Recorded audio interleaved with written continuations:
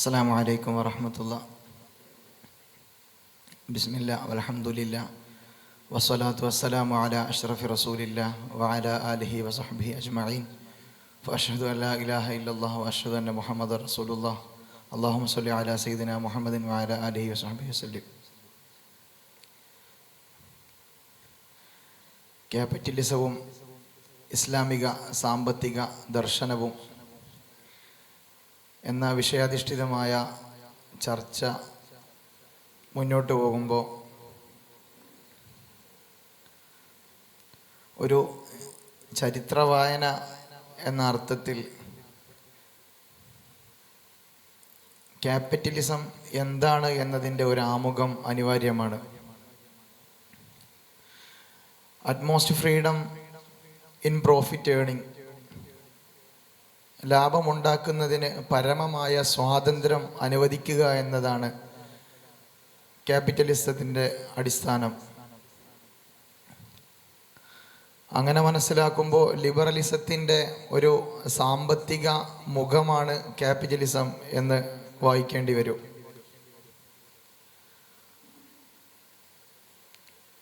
ഒരു സമ്പത്ത് നേടിയെടുക്കുന്ന വിഷയത്തിൽ യാതൊരുവിധ വിലക്കുകളുമില്ല.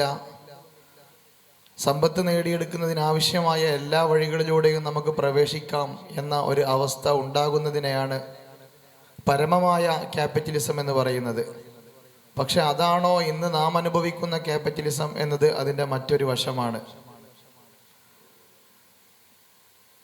ചരിത്രപരമായ ഒരു വായനയിലേക്ക് കടക്കുമ്പോൾ നമ്മൾ ക്യാപിറ്റലിസത്തിൻ്റെ 4 ഫേസുകളുണ്ട്. ഫ്യൂഡലിസമാണ് അതിൻ്റെ ഏറ്റവും പ്രധാനപ്പെട്ട ഭാഗം. ഒരു പ്രഭു, ആ പ്രഭുവിൻ്റെ കീഴിൽ പണിയെടുക്കുന്നവർക്കോ അക്ഷരാർത്ഥത്തിൽ ലക്ഷ്യങ്ങളൊന്നുമില്ല. പ്രഭുവിൻ്റെ സുഖജീവിതം, പ്രഭുവിൻ്റെ അടിമകൾക്കൊരു നേരത്തെ അന്നം എന്നതിനപ്പുറം മറ്റൊരു ചിന്തയുമില്ലാത്തൊരു ലോകം. അതാണ് ക്യാപിറ്റലിസത്തിൻ്റെ തുടക്കം. അപ്പോൾ ഈ ഒരു തുടക്കത്തിൽ നിന്ന് നമ്മുടെ നിയോ ലിബറലിസത്തിലേക്കുള്ള സഞ്ചാരപഥങ്ങളിൽ അതിൻ്റെ വ്യത്യസ്ത പരിണാമങ്ങളുണ്ട്. അതിലേറ്റവും പ്രധാനപ്പെട്ട ഒരു ഭാഗമാണ് യന്ത്രവൽക്കരണം എന്ന് പറയുന്നത്. യന്ത്രവൽക്കരണവും തുടർന്നുണ്ടായ ഫാക്ടറികളുടെ നിർമ്മാണവുമൊക്കെ ക്യാപിറ്റൽ ആണല്ലോ, മൂലധനം ഇറക്കാൻ കഴിവുള്ള ആൾക്ക് ആ മൂലധനത്തെ വെച്ച് വീണ്ടും ധനം കൊയ്യാനുള്ള ഒരവസ്ഥ. അപ്പോൾ ഒരു ഫാക്ടറി തുടങ്ങാൻ, ഭീമമായ ചിലവുള്ള യന്ത്രങ്ങൾ വാങ്ങാൻ കഴിവുള്ള ഒരാൾക്ക് ആ യന്ത്രങ്ങൾ പ്രയോഗിക്കുന്ന തൊഴിലാളികൾ അക്ഷരാർത്ഥത്തിൽ അടിമകൾക്ക് സമാനമാണ്. സാമ്പത്തിക അസമത്വത്തെ ചൂഷണം ചെയ്ത് വീണ്ടും സാമ്പത്തിക അസമത്വം ഉണ്ടാക്കിക്കൊണ്ടിരിക്കുന്നതിൻ്റെ യഥാർത്ഥ രൂപമാണ് ക്യാപിറ്റലിസം. പക്ഷേ ഈ തിയറികൾക്കപ്പുറം, ഈ വിവരണങ്ങൾക്കിപ്പുറം ഒരു ചരിത്രപരമായ വായനയിലേക്ക് കടക്കുമ്പോൾ എവിടെ നിന്നാണ് ക്യാപിറ്റലിസത്തിൻ്റെ വായന തുടങ്ങേണ്ടത് എന്നാണ് നമ്മുടെ ചർച്ചയിൽ ആദ്യമായി അവതരിപ്പിക്കപ്പെടേണ്ടത്. അസ്സലാമു അലൈക്കും വറഹ്മത്തുള്ളാഹി. ബിസ്മില്ലാഹി വൽഹംദുലില്ലാഹി വസ്സലാത്തു വസ്സലാമു അലാ അഷ്റഫിൽ മുർസലീൻ വഅലാ ആലിഹി വസഹ്ബിഹി അജ്മഈൻ. സ്വലാത്തു വസ്സലാമു അലൈക യാ സയ്യിദി യാ റസൂലല്ലാഹ് ഖുദ് ബിയദി ഖല്ലതിഹി ലത്തി അദ്രികിനി. ഹിസ്റ്ററി കോൺഫറൻസിലാണ് നമ്മളുള്ളത്. അതുകൊണ്ട് തന്നെ വിഷയത്തിൻ്റെ ചരിത്രപരമായിട്ടുള്ള വായനക്കായിരിക്കും ഏറ്റവും പ്രസക്തി എന്നാണ് കരുതുന്നത്.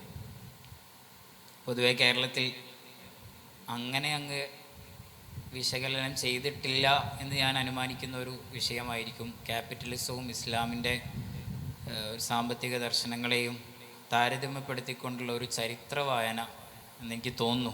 ഒരുപക്ഷെ തെറ്റായിരിക്കാം. ഇസ്ലാമിൻ്റെ സാമ്പത്തിക നയങ്ങളെക്കുറിച്ച് വിശദമായി പഠനങ്ങൾ നടന്നിട്ടുണ്ട്. ക്യാപിറ്റലിസത്തെക്കുറിച്ചും കൃത്യമായി പഠനങ്ങൾ നടന്നിട്ടുണ്ട്. ഇവ തമ്മിൽ താരതമ്യപ്പെടുത്തിക്കൊണ്ടും പഠനങ്ങൾ നമുക്ക് കാണാൻ പറ്റും. എന്നാൽ ചരിത്രപരമായി ഇതിനെ വിശകലനം ചെയ്യുന്ന പഠനങ്ങൾ പൊതുവെ കുറവാണ് എന്നാണ് ഞാൻ മനസ്സിലാക്കുന്നത്. നേരത്തെ ഇവിടെ പറഞ്ഞ ആ ചോദ്യത്തിൽ നിന്ന് തന്നെ തുടങ്ങാൻ തോന്നുന്നു.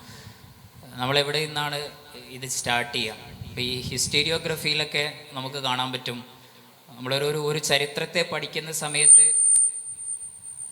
ഏത് പോയിന്റിൽ നിന്നാണ് അത് സ്റ്റാർട്ട് ചെയ്യുക എന്നുള്ളത് വളരെ പ്രസക്തമായിട്ടുള്ളൊരു ചോദ്യമാണ്.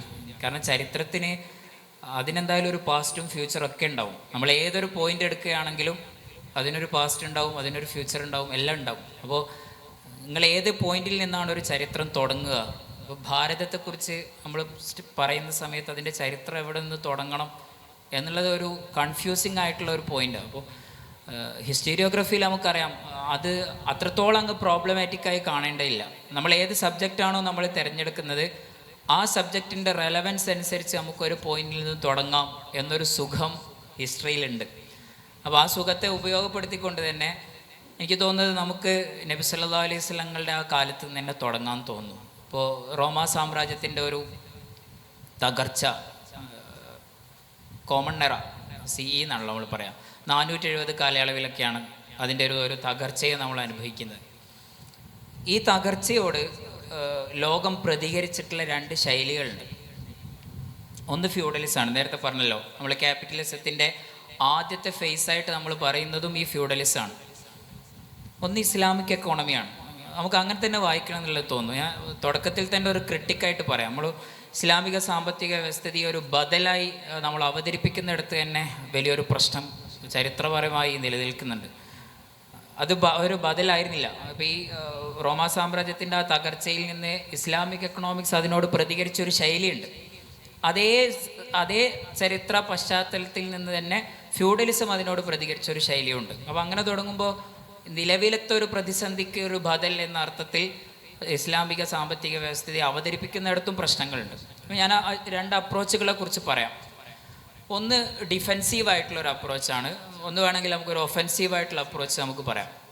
ഉദാഹരണത്തിന് ഇസ്ലാമിൻ്റെ ഒന്നുകൂടെ ഒഫെൻസീവായിട്ടുള്ളൊരു അപ്രോച്ചായിരുന്നു.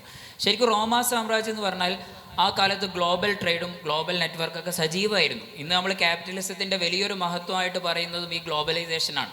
നെറ്റ്വർക്കുകൾ എല്ലാ സ്ഥലത്തും വ്യാപിച്ച് എല്ലാ സ്ഥലത്തും വ്യവസായം സാധ്യമാകുന്ന ഒരാഗോള വ്യവസ്ഥിതിയാണല്ലോ ഒരർത്ഥത്തിൽ നമ്മൾ ഈ ക്യാപിറ്റലിസമൊക്കെ ആയിട്ട് കൊട്ടിഘോഷിക്കുന്നത്. ഇത് റോമാ സാമ്രാജ്യത്തിലുണ്ടായിരുന്നു. ക്യാപിറ്റലിസം അല്ല കേട്ടോ, അത് അങ്ങനെ വ്യാഖ്യാനിക്കുന്നിടത്ത് പ്രശ്നമുണ്ട്. പക്ഷേ അതിൻ്റെ ചില സൂചനകൾ ആ സ്ഥലത്ത് നമുക്ക് കാണാൻ പറ്റും. അപ്പോൾ ശരിക്കും അങ്ങനെ ആഗോള വ്യവസ്ഥിതിയും മനുഷ്യനൊന്നുകൂടെ ഒരു സെക്യൂരിറ്റി ഫീൽ ചെയ്തിരുന്ന, എനിക്ക് തിന്നാനുള്ള ഭക്ഷണം, എനിക്ക് കുടിക്കാനുള്ള വെള്ളം, എനിക്ക് കഴിക്കാനുള്ള ഭക്ഷണം, വസ്ത്രം, പാർപ്പിടം, ഇതെല്ലാം ലഭ്യമാകുന്നു എന്നൊരു തീർപ്പിൽ മനുഷ്യൻ നിൽക്കുന്ന സമയത്താണ് ശരിക്കും ഈ തകർച്ച വരുന്നത്. ഇവിടെ ശരിക്കും മനുഷ്യൻ പാനിക്കാവുന്നൊരു സിറ്റുവേഷൻ ഉണ്ട്. കാരണം ഇനി നമുക്ക് എവിടെ നിന്ന് ഭക്ഷണം കിട്ടും എന്നൊരു ചോദ്യം ഉണ്ടല്ലോ. ഈ ചോദ്യത്തിന് ശരിക്കും ഇസ്ലാം അതിനോട് പ്രതികരിച്ചതെന്ന് വെച്ചാൽ കുറച്ചുകൂടെ ഒരു ഒഫെൻസീവായിട്ട്, അഥവാ ആ പ്രതിസന്ധികളിൽ നിന്നിങ്ങനെ ഇട്ടാവട്ടത്തിങ്ങനെ കുടുങ്ങി നിൽക്കാതെ കുറച്ചുകൂടെ വികസനത്തെക്കുറിച്ചും ഇനിയുമുള്ള നിലവിലുള്ള എക്സ്പാൻഷനേക്കാൾ കുറച്ചുകൂടെ വലിയൊരു എക്സ്പാൻഷനെ കുറിച്ചൊക്കെയാണ് ഇസ്ലാം ആ സമയത്ത് ആലോചിച്ചിട്ടുള്ളത്. ഞാൻ അതിലേക്ക് ഇപ്പോൾ കൂടുതലായി കടക്കുന്നില്ല. നമുക്ക് ക്യാപിറ്റലിസത്തിൻ്റെ ചരിത്രം ഇങ്ങനെ പറഞ്ഞു പോകണമല്ലോ. ഞാൻ പറഞ്ഞു വന്നൊരു കാര്യം, ആ കാലത്ത് തന്നെ ഇസ്ലാമിൻ്റെ ഒരു ഒഫെൻസീവായിട്ടുള്ളൊരു അപ്രോച്ച് നമുക്ക് കാണാൻ പറ്റുമായിരുന്നുള്ളതാണ്. അതിലേക്ക് ഞാൻ പിന്നെ വരും. ഫ്യൂഡലിസം അതിനോട് സ്വീകരിച്ച ഒരു ശൈലി ഡിഫെൻസീവായിരുന്നു എന്ന് പറഞ്ഞാൽ ആ കാലത്തെ മനുഷ്യൻ്റെ ഏറ്റവും വലിയൊരു പ്രശ്നം എന്ന് പറയുന്നത് സെക്യൂരിറ്റി ആയിരുന്നു.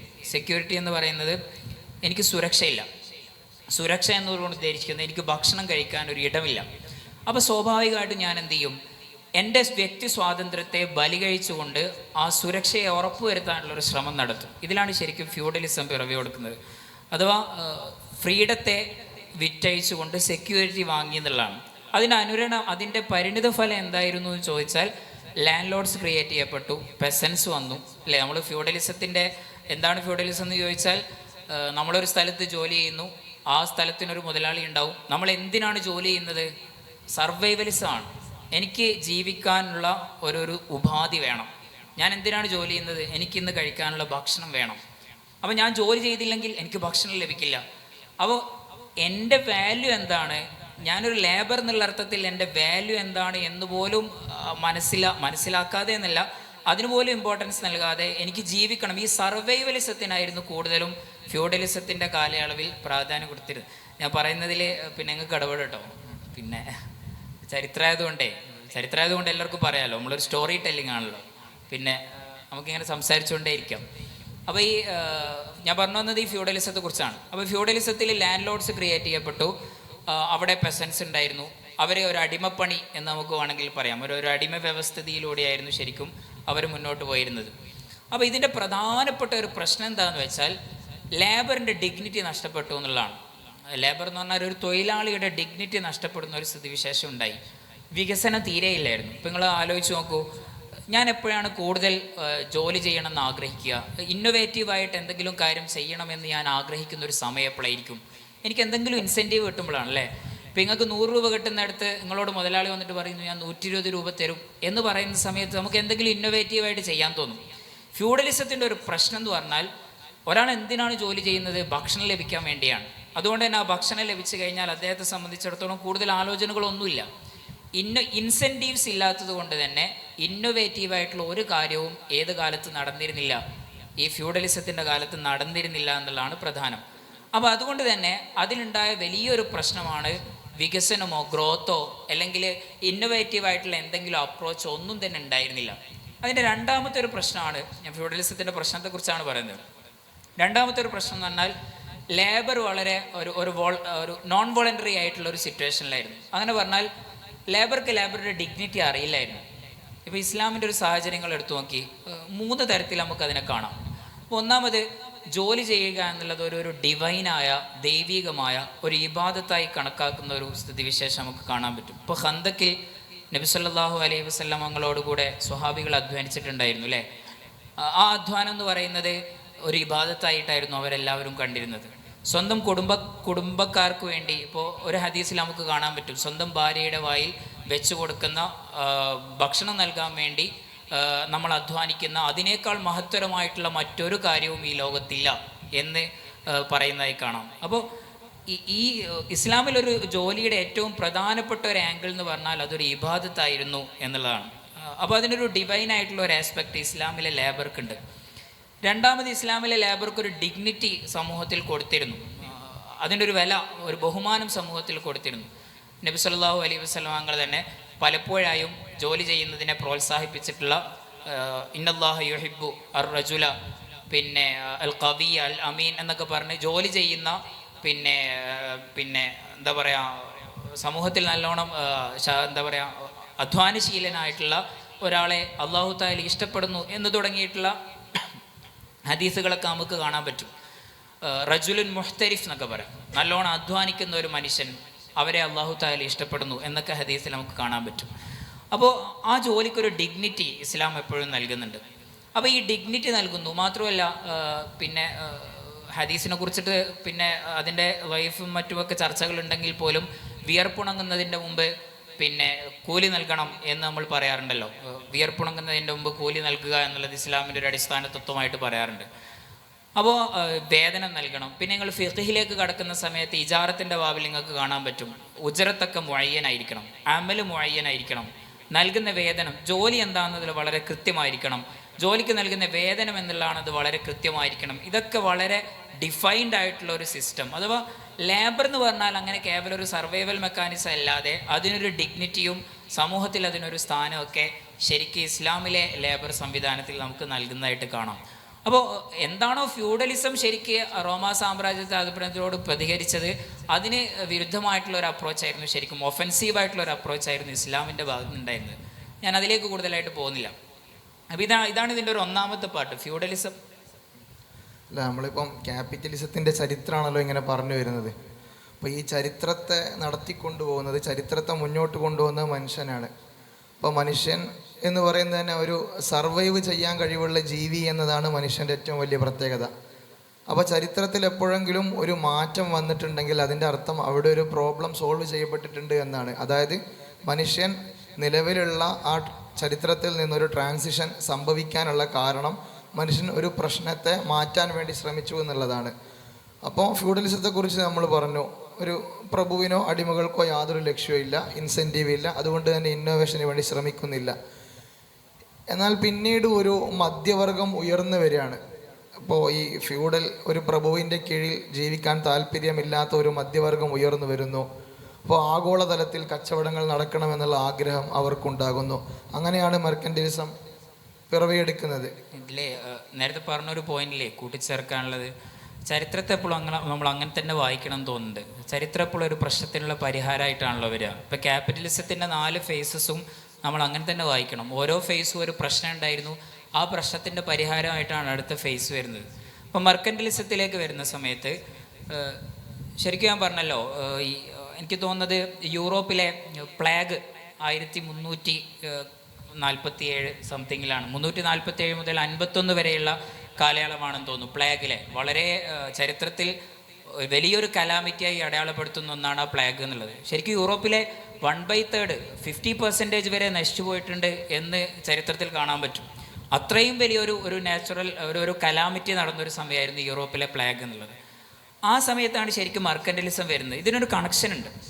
എന്താണ് കണക്ഷൻ എന്ന് ചോദിച്ചാൽ, ശരിക്കും ആ പ്ലേഗിലൂടെ വലിയൊരു വിഭാഗം പോപ്പുലേഷൻ മരണപ്പെടുന്ന സമയത്ത് ഈ ലാൻഡ് ലോഡ്സിനെ സംബന്ധിച്ചിടത്തോളം അവർക്ക് ദാസ്യവേല ചെയ്യാനുള്ള ഒരു പെസൻസിനെ ലഭിക്കാതെ പോയൊരു സിറ്റുവേഷൻ ചരിത്രത്തിൽ നമുക്ക് കാണാൻ പറ്റും.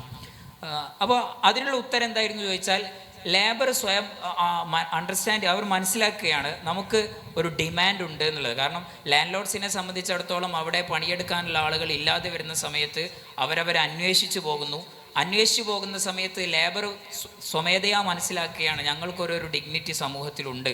So we have A demand, ഞങ്ങൾക്ക് ഡിമാൻഡ്. ഇത് ശരിക്കും ചരിത്രത്തിൽ ഇതിനു മുമ്പ് ഉണ്ടായിട്ടുണ്ടെങ്കിലും ക്യാപിറ്റലിസത്തിന് ചരിത്രം പറയുന്ന സമയത്ത് ലേബർക്ക് ഡിമാൻഡ് ഉണ്ട് എന്ന് ആദ്യമായി മനസ്സിലാക്കുന്നത് ശരിക്കും ഈ പ്ലേഗാനന്തര കാലയളവുകളിലായിരിക്കും. ആ പ്ലേഗാനന്തര കാലയളവുകളിൽ പിന്നെ ഞങ്ങൾക്കൊരു ഡിമാൻഡ് ഉണ്ട് എന്ന് മനസ്സിലായപ്പോൾ സ്വാഭാവികമായും അതിൽ നിന്നുണ്ടാകുന്ന ഒരു ഉത്തരവാണ് ശരിക്കും ഈ മെർക്കന്റലിസം എന്ന് പറഞ്ഞാൽ. ലേബർ മനസ്സിലാക്കുകയാണ് എനിക്ക് ഡിമാൻഡ് ഉണ്ട്, എനിക്ക് ഒരുപാട് കാര്യങ്ങൾ ചെയ്യാൻ പറ്റും, ജനങ്ങൾ എന്നിലേക്ക് ഇങ്ങോട്ടേക്ക് വരണം എന്ന് പറയുമ്പോൾ ശരിക്ക് അവിടെ സംഭവിക്കുന്ന ഒരു മാറ്റം എന്താണെന്ന് വെച്ചാൽ, അതിനു മുമ്പ് വെൽത്തിനെ കുറിച്ചിട്ടുള്ള ഒരു കൺസെപ്റ്റ് എന്ന് പറഞ്ഞാൽ ജനങ്ങളുടെ കയ്യിലുള്ള ഈ ഭൂമിയായിരുന്നു വെൽത്ത്, ലാൻഡായിരുന്നു വെൽത്ത്. പക്ഷേ വെൽത്തിനെ കുറിച്ചുള്ള കോൺസെപ്റ്റ് മാറി, പിന്നീട് അതൊരു മൂവ്മെൻ്റായി. ശരിക്കും ട്രേഡിൻ്റെ ഒരു തുടക്കവും മെർക്കന്റലിസത്തിൽ തന്നെയാണ്. കച്ചവടം, നമ്മൾ നബി സല്ലല്ലാഹു അലൈഹി വസല്ലങ്ങളുടെ കാലത്ത് നമുക്കറിയാലോ, മുത്തുനബി സല്ലല്ലാഹു അലൈഹി വസല്ലങ്ങൾ ഏറ്റവും നല്ലൊരു കച്ചവടക്കാരനായിരുന്നു അല്ലേ. നബി തങ്ങളുടെ നുബുവത്തിൻ്റെ മുമ്പ് ഷാമിലേക്കുള്ള യാത്രയിൽ ബീവി ഖദീജ റളിയല്ലാഹു അൻഹ നബി സല്ലല്ലാഹു അലൈഹി വസല്ലമ തങ്ങളെ പിന്നെ പാർട്ട്ണറായി, അത് ഒരു ഖിറാലായിരുന്നു എന്ന് വരെ ചരിത്രത്തിൽ കാണാൻ പറ്റും. ലാഭത്തിൽ നിന്നുള്ള കൂറായിരുന്നല്ലോ അവർ പരസ്പരം പങ്കിട്ടിരുന്നത്. അപ്പോൾ വലിയൊരു ബിസിനസ്, അത് തന്നെ ഒരു നാട്ടിലെ ബിസിനസ് അല്ല, ട്രേഡ് അല്ലേ. ഒരു നാട്ടിൽ നിന്ന് മറ്റൊരു നാട്ടിലേക്ക് പോയി അവിടെ കച്ചവടം ചെയ്യുന്ന ഒരു സിറ്റുവേഷൻ, അത് ശരിക്കും മെർക്കന്റലിസത്തിൻ്റെ പിറവിയതിന് ശേഷം കേട്ടോ. അതിനു മുമ്പ് തന്നെ ട്രേഡിനെ കുറിച്ചുള്ള കൺസെപ്റ്റുകൾ, അഹല്ലല്ലാഹുൽ ബൈഅ വഹറമ റിബ. എന്താണ് ബൈ എന്ന് പറഞ്ഞാൽ? സാധനങ്ങൾ വാങ്ങി വിൽക്കുന്ന ഒരു സമ്പ്രദായത്തെക്കുറിച്ചാണ് നമ്മൾ ബൈ എന്ന് പറയുന്നത് അല്ലേ. ഇതാണ് ശരിക്കും മെർക്കന്റലിസത്തിൻ്റെ ഒരു തുടക്കം എന്ന് പറയുന്നത്. നമ്മൾ ഈ ഭൂമിയിൽ മാത്രം ഒതുങ്ങിയാൽ പോരാ, നമ്മുടെ ഈ സാധനങ്ങളും മറ്റുമൊക്കെ നമ്മൾ മറ്റു സ്ഥലങ്ങളിലേക്കും വിൽക്കേണ്ടതുണ്ട്. അതാണ് വെൽത്ത് എന്ന് പറഞ്ഞാൽ മൂവ്മെൻറ്റ് എന്നുള്ള ഒരു കൺസെപ്റ്റിലേക്ക് ആ കാലത്ത് എത്തി എന്നുള്ളതാണ്. അപ്പോൾ അതിൻ്റെ ഒരു പരിണിത ഫലം എന്തായിരുന്നു എന്ന് ചോദിച്ചാൽ, ഈ ലാൻഡ് ലോഡ്സിൻ്റെ കീഴിൽ മാത്രം ജോലി ചെയ്തിരുന്ന ആളുകൾ അതിൽ നിന്നൊക്കെ മനുഷ്യൻ്റെ കോൺസെപ്റ്റ് മാറി ട്രേഡ് എന്നുള്ളൊരു കോൺസെപ്റ്റിലേക്ക് പോയി. ട്രേഡ് എന്ന് പറഞ്ഞാൽ ഇപ്പോൾ അന്നത്തെ കാലത്ത് പറയുന്ന വലിയൊരു സംഭവമാണ്.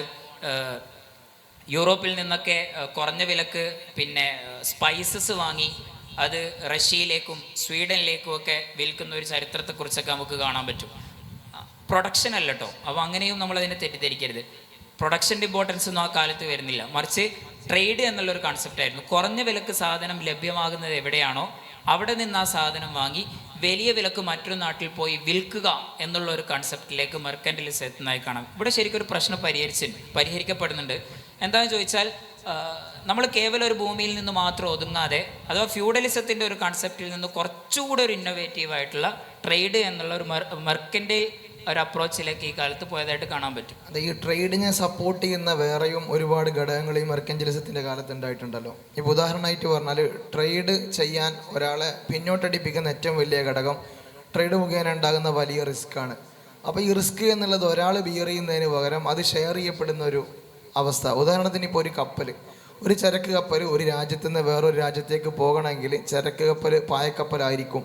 സ്വാഭാവികമായിട്ടും കാറ്റിൻ്റെ ഗതിക്കനുസരിച്ച് പോകും. ഒരു വലിയ റിസ്ക്കാണ് ഒരു കപ്പൽ ഒരു രാജ്യത്ത് നിന്ന് മറ്റൊരു രാജ്യത്തേക്ക് എത്തുക എന്നുള്ളത്.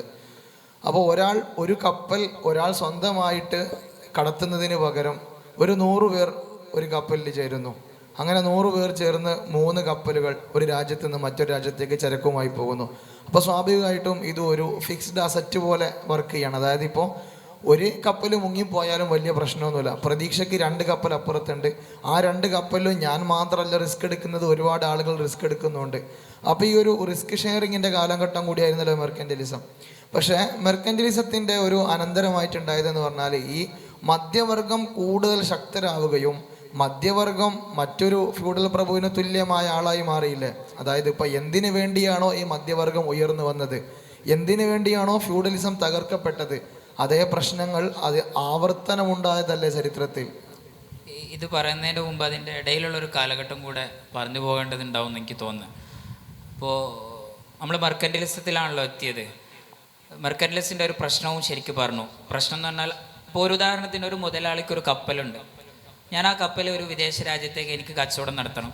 ആ കാലത്ത് കപ്പൽ യാത്ര വളരെ ദുസ്സഹമായിട്ടുള്ള, ഇപ്പം ഇന്നത്തെ പോലെ GPS മറ്റ് സൗകര്യങ്ങളൊന്നും ഇല്ലല്ലോ. ഏത് നിമിഷവും കപ്പൽ അറ്റാക്ക് ചെയ്യപ്പെടാം. ഒരു കപ്പൽ നശിച്ചു കഴിഞ്ഞാൽ ശരിക്കും ഒരു സാമ്രാജ്യം തന്നെ നഷ്ടപ്പെടും. വലിയൊരു റിസ്ക് ഫാക്ടറുള്ള ഒരു കാലയളവായിരുന്നു. ശരിക്കും ഈ റിസ്ക് ഫാക്ടറിനെ മുൻനിർത്തിയാണ് ജോയിൻറ്റ് സ്റ്റോക്ക് കമ്പനികൾ ശരിക്കും ലോകത്ത് ആദ്യമായിട്ട് വരുന്നത്. 1603 ആദ്യത്തെ ഒരു joint stock company. Dutch east India കമ്പനിയാണ് ആദ്യത്തെ ജോയിൻറ്റ് സ്റ്റോക്ക് കമ്പനി. പിന്നീടാണ് ഇന്ത്യയിലെ നമ്മുടെ ഈസ്റ്റ് ഇന്ത്യ കമ്പനിയൊക്കെ 1700-കളിലാണല്ലോ വരുന്നത്, 1600-700-കളുടെ അവസാനത്തിലേക്ക്. അപ്പോൾ ആദ്യത്തെ ഡച്ച് ഈസ്റ്റ് ഇന്ത്യ കമ്പനി, പേര് ചിലപ്പോൾ മാറ്റമുണ്ടാവും, ഒന്നോട് നോക്കണം, വോക്ക് എന്നാണ് അതിന് പറയാറുള്ളത്, VOC. അപ്പോൾ ഇത് ശരിക്കും പരിഹരിച്ചെന്ന്, ഈ ജോയിൻറ്റ് സ്റ്റോക്ക് കമ്പനികൾ എന്ന് പറഞ്ഞാൽ എന്താണ്, ശരിക്കും റിസ്കിനെ ഷെയർ ചെയ്യുക എന്നുള്ളതാണ്. അപ്പോൾ അന്നത്തെ കാലത്ത് ഒരു കപ്പൽ യാത്ര ചെയ്യുന്ന സമയത്ത് ഒരു മുതലാളിക്ക് മാത്രം ഉണ്ടായിരുന്ന റിസ്കിനെ നേരത്തെ പറഞ്ഞതുപോലെ ഒരുപാട് ആളുകൾ അതിനെ ഷെയർ ചെയ്യുന്നു, ഇൻവെസ്റ്റ് ചെയ്യുന്നു. അപ്പോൾ ശരിക്കും നമ്മൾ നേരത്തെ വെൽത്ത് മൂവ്മെൻ്റ് ആണെന്ന് പറഞ്ഞല്ലോ, ആ കൺസെപ്റ്റ് ഒന്നും ഒന്നുകൂടെ പോയി. വെൽത്ത് മൂവ്മെൻ്റ് ആണെന്ന് മാറിയിട്ട് ശരിക്കും വെൽത്ത് മണി തന്നെ. അവിടെയാണ് ശരിക്കും മണി ക്രിയേറ്റ്സ് മണി എന്നുള്ള ക്യാപിറ്റലിസത്തിൻ്റെ ഏറ്റവും ആണിക്കല്ലായിട്ടുള്ള ഒരു ആശയത്തിലേക്ക് ശരിക്കും എത്തിച്ചേരുന്നത് ആ കാലയളവിൽ കൂടെയാണ്. മണി ക്രിയേറ്റ്സ് മണി, സമ്പത്തുണ്ടാക്കുന്നത് എന്ത് തന്നെയാണ്. അപ്പോൾ ശരിക്കും മൂവ്മെൻറ്റിൽ നിന്നും മാറി ഒന്നുകൂടെ മണി എന്നുള്ള ഒരു കോൺസെപ്റ്റിലേക്ക് ആ കാലത്ത് എത്തിയതായിട്ട് കാണാൻ പറ്റും. ഇവിടെ ശരിക്കും എന്താ സംഭവിക്കുന്നതെന്ന് ചോദിച്ചാൽ, ഒരുപാട് ആളുകൾ ഇൻവെസ്റ്റ് ചെയ്യുന്നു. ആ ഇൻവെസ്റ്റ് ചെയ്തതിൽ നിന്നുള്ള കിട്ടുന്ന പ്രോഫിറ്റ് എല്ലാവരും കൂടെ ഷെയർ ചെയ്യുന്ന, റിസ്കിനെ പരസ്പരം ഷെയർ ചെയ്യുന്ന ഒരു സംവിധാനം. ഇത് പറയുമ്പോഴും നമ്മൾ ഇസ്ലാമിക് എക്കണോമിക്സിലേക്ക് തന്നെ ഒന്നുകൂടെ ഇങ്ങനെ പോരേണ്ടി വരും. നമ്മളല്ലോ ചരിത്രം എന്ന് പറയുമ്പോൾ കാലയളവല്ല, അതൊരു തിയറി കൂടെയാണല്ലോ. ഇപ്പോൾ നമ്മളതിന് ശേഷം ആദം സ്മിത്തിനൊക്കെ നമുക്ക് പറയാനുണ്ട്. അപ്പോൾ ആ തിയറിയെ നമ്മൾ എല്ലാ കാലത്തേക്കും ചേർത്ത് ഇങ്ങനെ വായിക്കേണ്ടി വരും. മുത്തുനബി സല്ലല്ലാഹു അലൈഹി വസല്ലം തങ്ങൾ ഒരർത്ഥത്തിൽ ഖദീജ ബീവിയുമായിട്ടുള്ള ആ വ്യാപാരം എന്ന് പറയുന്നത് ഈ ജോയിൻറ്റ് സ്റ്റോക്ക് കമ്പനികളുടെ ഒരു ഉദാഹരണം കൂടെയാണ്. ഇപ്പോൾ ഇസ്ലാം മുന്നോട്ട് വെക്കുന്ന ഷിർക്കത്താണെങ്കിലും നമ്മൾ ഫിഖ്ഹിൽ തന്നെ ഖുലാസയിലും ഫത്ഹുൽ മുഈനിലൊക്കെ നിങ്ങൾ ഓതിയിട്ടുണ്ടാവും. നമ്മൾ ഖിറാലിനെ കുറിച്ച് പറയാറുണ്ട്, മുദാറബ എന്ന് പറയും. അതുപോലെ തന്നെ മുഷാറക്ക, ഷിർക്കത്തിനെ കുറിച്ചിട്ട് നമ്മൾ പറയാറുണ്ട്. അവിടെയൊക്കെ ശരിക്കും ഒരുപാട് ആളുകൾ കൂട്ടുചേർന്ന് നടത്തുന്ന ഒരു കച്ചവടമാണ്. റിസ്കിനെ പരസ്പരം ഷെയർ ചെയ്യുന്ന ഒരു സംവിധാനമാണ് നമുക്ക് കാണാൻ പറ്റുക. ഖുദ്സിയായ ഒരു ഹദീസിൽ നമുക്ക് കാണാൻ പറ്റും, അല്ലാഹു തആല യദുല്ലാഹി ബൈന ശരീക്കൈൻ, 2 കൂറ് കച്ചവടം നടത്തുന്നവർക്കിടയിൽ അള്ളാഹുവിൻ്റെ അനുഗ്രഹം ഉണ്ടാകുമെന്ന് ഖുദ്സിയായ ഒരു ഹദീസിൽ നമുക്ക് കാണാൻ പറ്റും. റിസ്ക് ഷെയറിങ് സംവിധാനത്തെ ഇസ്ലാമിക് എക്കണോമിക്സ് എപ്പോഴും പ്രോത്സാഹിപ്പിച്ചിരുന്നു. ഞാനീ പറയുന്നത് ഈ ചരിത്രത്തിൻ്റെ വ്യത്യസ്തങ്ങളായ ട്രാൻസിഷൻ സ്റ്റേജുകളിൽ നമ്മൾ കണ്ട പ്രശ്നത്തിൻ്റെ പരിഹാരങ്ങൾ പലവിധേന ഇസ്ലാമിക് എക്കണോമിക്സിൽ പരാമർശിച്ചിട്ടുണ്ട് എന്നുകൂടെ സൂചിപ്പിക്കാൻ വേണ്ടിയാണ്. എല്ലാ പൂർണ്ണാർത്ഥത്തിൽ അങ്ങനെ തന്നെ പരിഹാരമാകണം എന്ന അർത്ഥത്തിലുമല്ല, അതിൻ്റെ സൂചനകൾ നമുക്ക് ഇസ്ലാമിക് എക്കണോമിക്സിൽ കാണാൻ പറ്റും എന്നുള്ളതാണ്.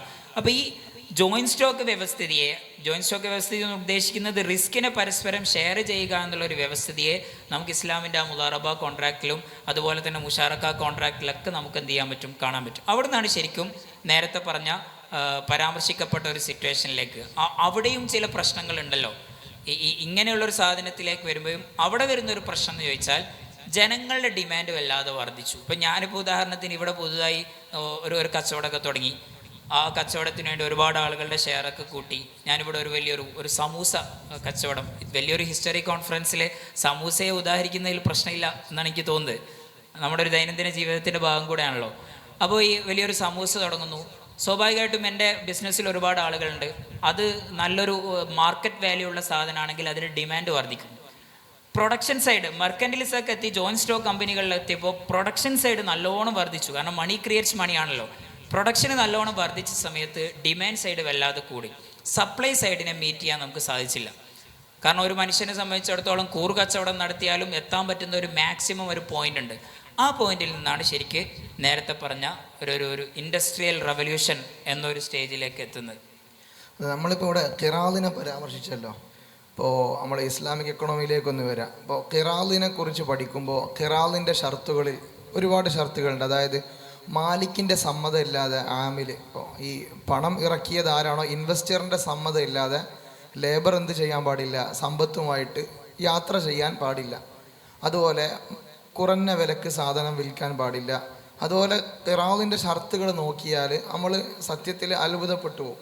അപ്പോൾ ഈ മെർക്കൻറ്റലിസത്തിൻ്റെ കാലത്താണ് ലോകത്തിൻ്റെ ഒരു മുഖ്യധാര എന്ന് പറയപ്പെടുന്ന ആ ഒരു ടീം മെർക്കൻറ്റലിസത്തിൻ്റെ കാലത്താണ് ഈ ജോയിൻറ്റ് സ്റ്റോക്കുകളെക്കുറിച്ചും അതുപോലെ വെൽത്ത് മൂവ്മെൻറ്റിനെ കുറിച്ചൊക്കെ ചിന്തിക്കുന്നത്.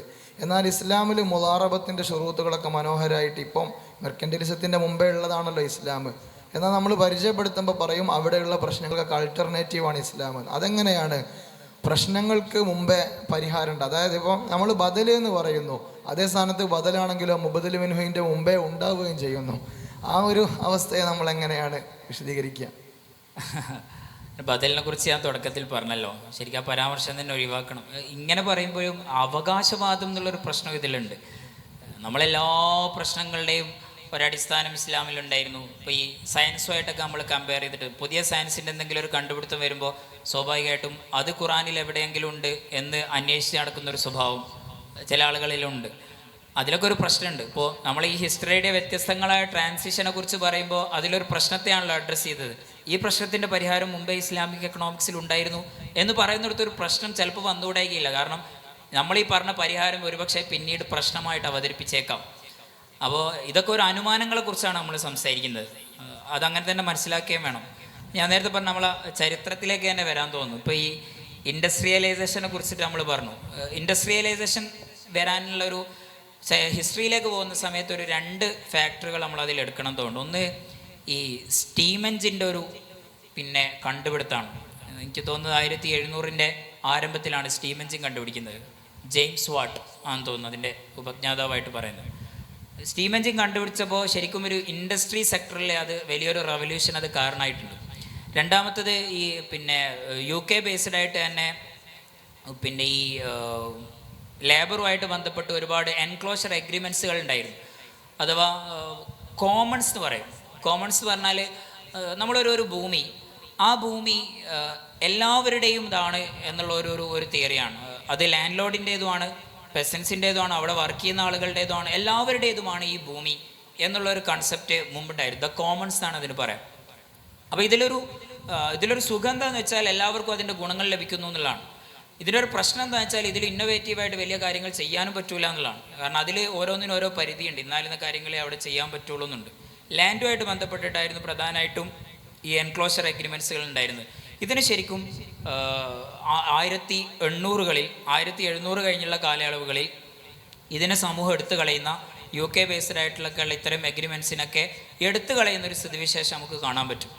അപ്പോൾ ശരിക്കും ഇത് രണ്ടും നടന്നപ്പോൾ ഒരു ഫ്രീഡം ആളുകളിൽ വരികയും സ്വാഭാവികമായിട്ടും ഈ സ്റ്റീം എഞ്ചിൻ്റെ ഈ ഒരു കണ്ടുപിടുത്തത്തോടുകൂടെ വലിയൊരു ഇൻഡസ്ട്രി, നേരത്തെ ഞാൻ പറഞ്ഞല്ലോ ഡിമാൻഡിനെ മീറ്റ് ചെയ്യാനുള്ളൊരു സപ്ലൈ നമ്മുടെ മുന്നിൽ ഇല്ല എന്നുള്ളത്. അപ്പോൾ ഈ സപ്ലൈയെ എങ്ങനെയാണ് ഇനി കൂട്ടുക? ഇതിന് മൾട്ടിപ്ലൈ ചെയ്യണമല്ലോ. അതിന് ഏറ്റവും വലിയൊരു ഉപാധിയായിരുന്നു ഇൻഡസ്ട്രിയൽ റവല്യൂഷൻ. നമ്മളിപ്പോൾ ഉൽപ്പാദിപ്പിക്കുന്നതിൻ്റെ എത്രയോ ഇരട്ടി നമ്മൾ വീണ്ടും എന്ത് ചെയ്യുക? ഉൽപ്പാദിപ്പിക്കുക. ശരിക്കും ഇതാണ് ഇൻഡസ്ട്രിയൽ റവല്യൂഷന് സംഭവിക്കുന്നത്. നമ്മുടെ ക്യാപിറ്റലിസത്തിൻ്റെ ഒരു 3ാമത്തെ ഫേസ് എന്ന് പറയുന്നത് ശരിക്കും ഈ ഇൻഡസ്ട്രിയലൈസേഷനാണ്. ഈ കാലത്താണ് ശരിക്കും നമ്മൾ ഫാദർ ഓഫ് എക്കണോമിക്സ് എന്നൊക്കെ നമ്മൾ പറയുന്ന ആദം സ്മിത്ത് ഒക്കെ വരുന്നത് ഈ കാലത്താണ്. ആദം സ്മിത്തിൻ്റെ വെൽത്ത് ഓഫ് നേഷൻസ് ഒക്കെ 1776-ലാണല്ലോ രചിക്കുന്നത്. ഇൻഡസ്ട്രിയലൈസേഷൻ അഥവാ ക്യാപിറ്റലിസം ഒരു ഇൻഡസ്ട്രിയലൈസേഷനിലേക്ക് പോകുന്ന ആ ഒരു ഫേസിലാണ് ആദം സ്മിത്തിൻ്റെ തിയറികളും മറ്റുമൊക്കെ പ്രസിദ്ധമായി വരുന്നത്. ഇവിടെ ശരിക്കും നമ്മൾ എക്കണോമിക്സിനെ കുറിച്ച് ഇങ്ങനെ പറയുമ്പോൾ Adam Smith father of economics ആണ് അല്ലേ? പല രൂപത്തിൽ പറയാറുണ്ട്. ഫാദർ ഓഫ് ക്യാപിറ്റലിസം എന്ന് പറയാറുണ്ട്. ഫാദർ ഓഫ് മോഡേൺ എക്കണോമിക്സ് എന്ന് പറയാറുണ്ട്. അങ്ങനെ വ്യത്യസ്തങ്ങളായിട്ടുള്ള ആഖ്യാനങ്ങൾ ആദം സ്മിത്തിനെ കുറിച്ച് പറയാറുണ്ട്. ശരിക്കും ആദം സ്മിത്ത് ചരിത്രത്തിൽ എങ്ങനെയാണ് കോൺട്രിബ്യൂട്ട് ചെയ്തതെന്ന് ചോദിച്ചാൽ തിയററ്റിക്കലായിട്ടുള്ള ഒരു പെർസ്പെക്റ്റീവിലാണ്. അങ്ങനെ പറഞ്ഞാൽ പിന്നെ നിലവിലിപ്പോൾ ഒരുപാട് ക്യാപിറ്റലൈസേഷൻ്റെ ഭാഗമായിട്ട് ഒരുപാട് സ്റ്റേജുകളിലൂടെ ഒരുപാട് ഫേസുകളിലൂടെ നമ്മൾ കടന്നു പോയിട്ടുണ്ട്.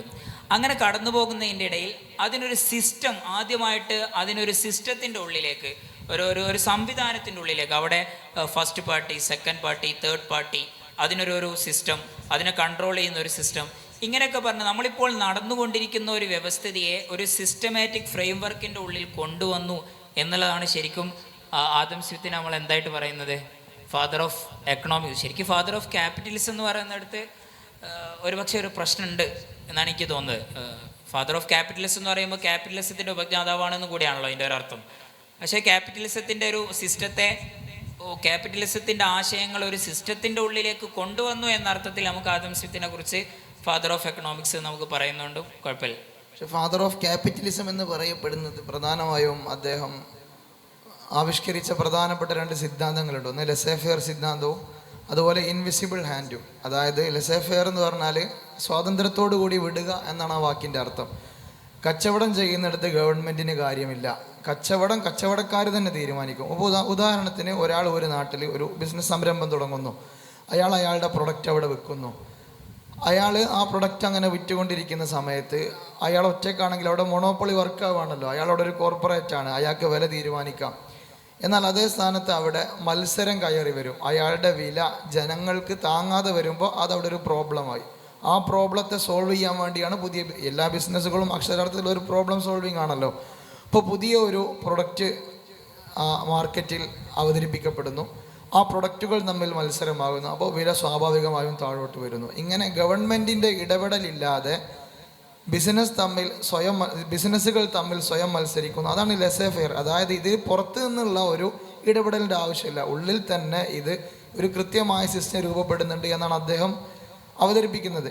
അതുപോലെ മറ്റൊന്നാണ് ഇൻവിസിബിൾ ഹാൻഡ്. ഇൻവിസിബിൾ ഹാൻഡ് എന്ന് പറഞ്ഞാൽ ബിസിനസ്സിൽ അതിനുള്ളിൽ തന്നെ ചില നിയന്ത്രണങ്ങൾ വരുന്നുണ്ട് എന്നുള്ളതാണ്. ഇപ്പോൾ ഉദാഹരണമായിട്ട് ഞാൻ ഒന്ന് പറയാം. ഇപ്പോൾ ഓട്ടോറിക്ഷ, സമൂസ പറഞ്ഞത് കൊണ്ട് ഓട്ടോറിക്ഷ നമുക്ക് എന്തായാലും പറയാലോ. ഇത്രയും വലിയൊരു കോൺഫറൻസിൽ ഓട്ടോറിക്ഷ പറയുന്നതിൻ്റെ പ്രാധാന്യം എന്ന് വെച്ചാൽ, ഓട്ടോറിക്ഷയെക്കുറിച്ച് ചിന്തിച്ചാൽ എവിടെ ബസ്സുകൾ അവസാനിക്കുന്നുവോ അവിടെ ഓട്ടോറിക്ഷകൾ ആരംഭിക്കുന്നു എന്നാണ്. അതായത് ഇപ്പോൾ ഒരു നാട്ടിൽ എല്ലാവരും വലിയ ധനികരായി, അപ്പോൾ ആ നാട്ടിൽ എല്ലാവരുടെയും കയ്യിൽ സ്വന്തമായി വാഹനമുണ്ട്, കാറുണ്ട്. ആ നാട്ടിലേക്ക് ബസ് ഓടേണ്ട ഒരാവശ്യം, ബസ് മുതലാളിക്ക് ലാഭം ഉണ്ടെങ്കിൽ അവിടേക്ക് ബസ് ഓടുകയുള്ളൂ. അപ്പോൾ ബസ് അങ്ങോട്ട് ഓടുന്നില്ല, കാരണം അവിടേക്ക് 1-2 ആളെ വെച്ച് ബസ് ഓടിയാൽ ബസ് മുതലാളിക്ക് ലാഭം ഉണ്ടാവില്ല. സ്വാഭാവികമായും ഈ 1-2 പാവപ്പെട്ട ആളുകൾ, ഈ എല്ലാവർക്കും വണ്ടിയുള്ള ധനികരുടെ ഇടയിൽ ജീവിക്കുന്ന 1-2 ആളുകൾ, ആ ആളുകളുടെ ജീവിതം പ്രയാസത്തിലാവാണ്. അവർ ആ ധനികരുടെ നാട്ടിൽ നിന്ന് പോവേണ്ടി വരികയാണ്. ഇതാണ് ക്യാപിറ്റലിസത്തിൻ്റെ ഒരു കളി. നമ്മളിപ്പോൾ ഒരു ഓട്ടോറിക്ഷ ഡ്രൈവറെ കുറിച്ച് ആലോചിക്കുക. സാധാരണക്കാരൻ്റെ പ്രതിനിധിയാണ് ഒരു ഓട്ടോറിക്ഷ ഡ്രൈവർ. അതേ സ്ഥാനത്ത് ഈ ഓട്ടോറിക്ഷ പ്രതിനിധാനം ചെയ്യുന്നത് ആരെയാ? ബസ്സിൽ സഞ്ചരിക്കാൻ കഴിയാതെ ഒടുവഴികളിലൂടെ സഞ്ചരിക്കുന്നതിനെ കുറിച്ച് മാത്രമല്ല ഞാൻ പറയുന്നത്, ബസ് പോകാത്ത ഒരു റൂട്ടിലൂടെ ഒരു ഓട്ടോറിക്ഷ വിളിച്ച് പോകേണ്ടി വരുന്നു. അപ്പോൾ ഇത്തരം ചില കളികളൊക്കെ അദ്ദേഹം അതിലൂടെ ആദം സ്മിത്ത് വിഭാവന ക്ലാസിക്കൽ എക്കണോമിക്സ് എന്നും അതിന് പറയട്ടോ. നമ്മൾ ഈ എക്കണോമിക്സിൻ്റെ +2 കോമേഴ്സ് പഠിച്ച വിദ്യാർത്ഥികളുണ്ടാവും. എക്കണോമിക്സിൻ്റെ പഠനം നമ്മൾ തുടങ്ങുന്നത് ക്ലാസിക്കൽ എക്കണോമിക്സ് എന്നാണ്. ശരിക്കും ഈ ആദം സ്മിത്തിൻ്റെ കാലയളവിൽ നിന്നാണ് തുടങ്ങുക. 2 കാര്യങ്ങളാണ് അതിൽ പ്രധാനം. നേരത്തെ പറഞ്ഞ പോലെ ഒന്ന് ലേസേഴ്സ് ഫെയർ എന്നാണ്, അഥവാ ഗവൺമെൻറ്റിൻ്റെ യാതൊരുവിധ ഇൻ്റർവെൻഷനും ഇല്ലാത്ത ഒരു ഇൻഡിപെൻഡൻ്റ് ആയിട്ടുള്ള ഒരു എക്കണോമിക് സിസ്റ്റത്തെക്കുറിച്ചാണ് ലേസേഴ്സ് ഫെയർ പറയുന്നത്. ഇൻവിസിബിൾ ഹാൻഡ് എന്ന് പറഞ്ഞാൽ മാർക്കറ്റിൽ പ്രശ്നങ്ങൾ സ്വാഭാവികമായിട്ടും ഉണ്ടാകുമല്ലോ. നമ്മൾ ഒരു ഗവൺമെൻറ്റിൻ്റെ കൺട്രോളിലൊന്നും അല്ലെങ്കിൽ സ്വാഭാവികമായിട്ട് അവിടെ പ്രശ്നങ്ങളുണ്ടാവും. ആ പ്രശ്നങ്ങൾ ആര് പരിഹരിക്കും? അത് അദൃശ്യനായ ഒരു കരങ്ങൾ, അദൃശ്യമായിട്ടുള്ള ചില കരങ്ങൾ. അത് ഒരർത്ഥത്തിൽ കോമ്പറ്റീഷൻ ആയിരിക്കും. ചിലപ്പോൾ മാർക്കറ്റിൽ 2 സ്ഥാപനങ്ങൾ നടക്കുന്ന കോമ്പറ്റീഷൻ ആയിരിക്കാം ഒരുപക്ഷെ ആ പ്രശ്നത്തെ പരിഹരിക്കുന്നത്. കോമ്പറ്റീഷൻ ആ ഇൻവിസിബിൾ ഹാൻഡിൻ്റെ ഒരു ഉദാഹരണമാണ്. അപ്പോൾ അങ്ങനെയുള്ള വ്യത്യസ്തങ്ങളായിട്ടുള്ള ഇൻവിസിബിൾ ഹാൻഡുകളാണ് ആ പ്രശ്നത്തെ പരിഹരിക്കുക എന്നുള്ളതാണ് ആദം സ്മിത്ത് പറഞ്ഞത്. ശരിക്കും ആദം സ്മിത്തിൻ്റെ ഈ ഒബ്സർവേഷനെയാണ് പിന്നീട് കാർൽ മാർക്സ് ക്രിട്ടിസൈസ് ചെയ്യുന്നത്. കാർൽ മാർക്സിനെ പറയാതെ ഒരുപക്ഷെ നമുക്ക് ആ ക്യാപിറ്റലിസത്തിൻ്റെ ആ ഫേസിനെ പറഞ്ഞു പോകാൻ പറ്റില്ല. മാർക്സ് 1800-കളിൽ എനിക്ക് തോന്നുന്നു ഇങ്ങനെ നമുക്ക് പറയാൻ തോന്നുന്നു, മാർക്സ് എന്ന് പറഞ്ഞാൽ ക്യാപിറ്റലിസത്തിൻ്റെ ഒരു ക്രിട്ടിക്കൽ ആസ്പെക്റ്റ് പറഞ്ഞ ഒരാളാണ്. പക്ഷേ ക്യാപിറ്റലിസത്തിൻ്റെ ഒരു ഒബ്സർവർ ആയിരുന്നു ശരിക്കും ആദം സ്മിത്ത് എന്ന് പറയുന്നത്. ആദം സ്മിത്ത് ഒരിക്കലും ക്യാപിറ്റലിസത്തിൻ്റെ പ്രശ്നങ്ങളെ കണ്ടിട്ടുണ്ടായിരുന്നില്ല. 1776-കളിൽ ജീവിച്ചിരുന്ന ആദം സ്മിത്ത് 1800-ൻ്റെ അവസാനങ്ങളിലുള്ള തീവ്രവശങ്ങൾ കണ്ടിട്ടുണ്ടാവില്ലല്ലോ. അതേ സ്ഥാനത്ത് ആ ക്യാപിറ്റലിസത്തിൻ്റെ തീവ്രതകൾ കണ്ട് അതിനെ ക്രിട്ടിസൈസ് ചെയ്ത ഒരാളാണ് ആര്? മാർക്സ് എന്നുള്ളത്. പക്ഷേ ഇതിൻ്റെ ഒരു പ്രശ്നം എന്താണെന്ന് വെച്ചാൽ, ഏതായാലും ആദം സ്മിത്തിൻ്റെ ഐഡിയോളജിയിൽ പ്രശ്നങ്ങളുണ്ട് എന്നുള്ളത് വളരെ ക്ലിയറാണ്. കാരണം 1800-കളുടെ അവസാനത്തിൽ ചരിത്രം എടുത്ത് നോക്കിയാൽ നമുക്ക് മനസ്സിലാവും, എക്കണോമിക് ഡിവൈഡ് നല്ലോണം കൂടി. സമ്പന്നർ സമ്പന്നരാകുകയും ദരിദ്രർ കൂടുതൽ ദരിദ്രരും ആകുന്ന ഒരു വിഷ്യസ് സർക്കിൾ ഓഫ് പോവേർട്ടി രൂപപ്പെട്ടിരുന്നു. അതോടൊപ്പം തന്നെ അൺഎംപ്ലോയ്മെൻറ്റ് വളരെ കൂടി, പോവേർട്ടിയുടെ എണ്ണം കൂടി, തൊഴിലാളികളുടെ ഡിഗ്നിറ്റി കുറഞ്ഞു. ഇങ്ങനെയൊക്കെയുള്ള ഒരുപാട് പ്രശ്നങ്ങൾ മുന്നിൽ വന്നതുകൊണ്ടാണ് ശരിക്കും മാർക്സ് അതിനെ ക്രിട്ടിസൈസ് ചെയ്യുന്നത്. ഇവിടെ ഒരു പ്രശ്നം എന്താ വെച്ചാൽ, മാർക്സ് അതിന് മുന്നോട്ട് വെച്ച മാർഗങ്ങളൊന്നും പ്രാക്ടിക്കലായില്ല എന്നുള്ളതാണ്.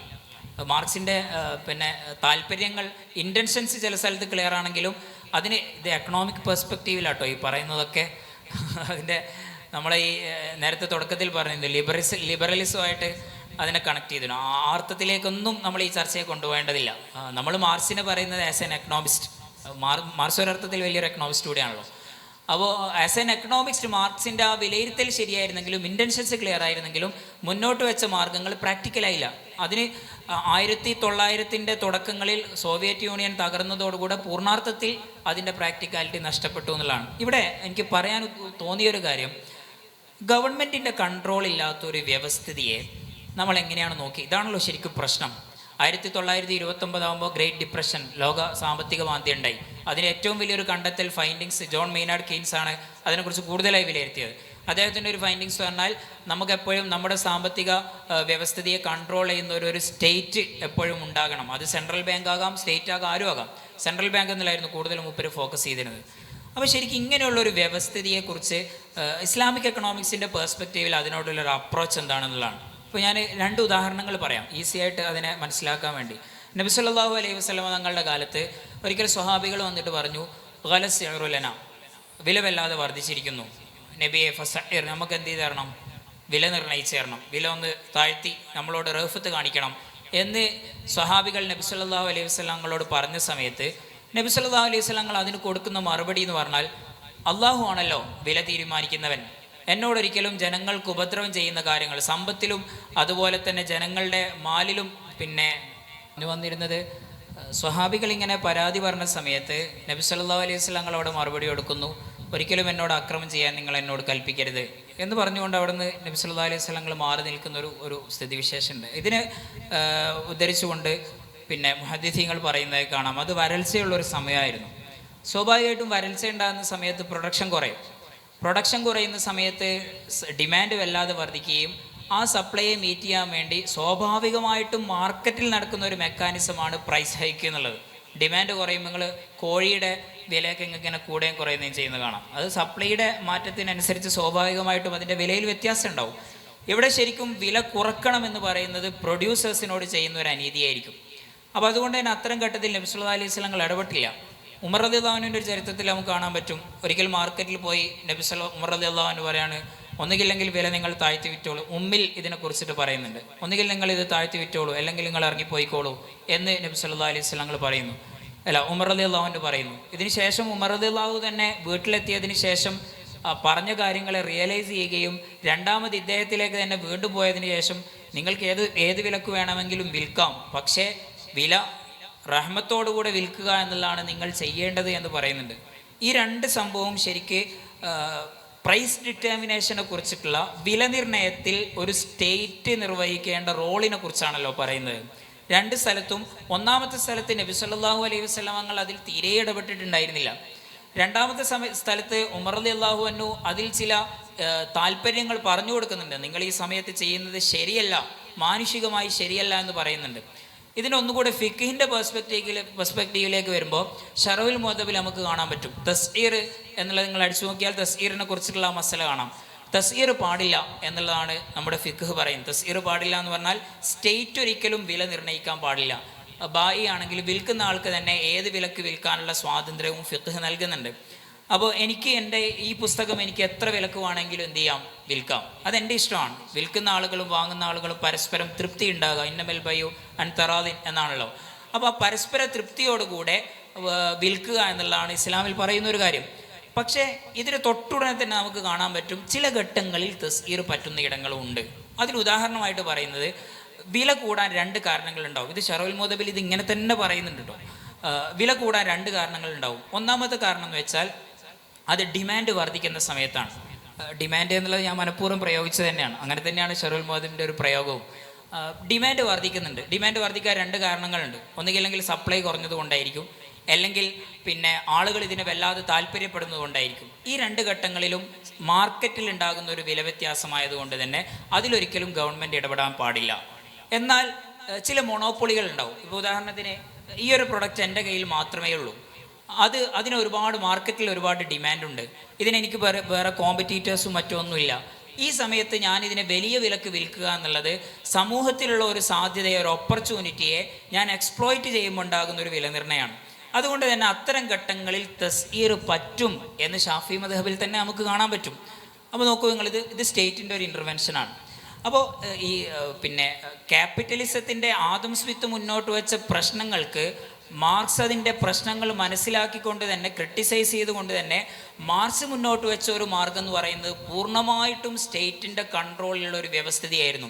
സ്വാഭാവികമായിട്ടും അത്തരം ഒരു വ്യവസ്ഥിതിയിൽ ഇന്നോവേഷൻ കുറവായിരിക്കും, ആളുകൾക്ക് ഇൻസെൻറ്റീവ്സ് കുറവായിരിക്കും, സ്വാഭാവികമായിട്ടും ഗ്രോത്തും ഡെവലപ്മെൻറ്റും മുരടിക്കുന്ന ഒരു സ്ഥിതിവിശേഷം നമുക്ക് കാണാൻ പറ്റും.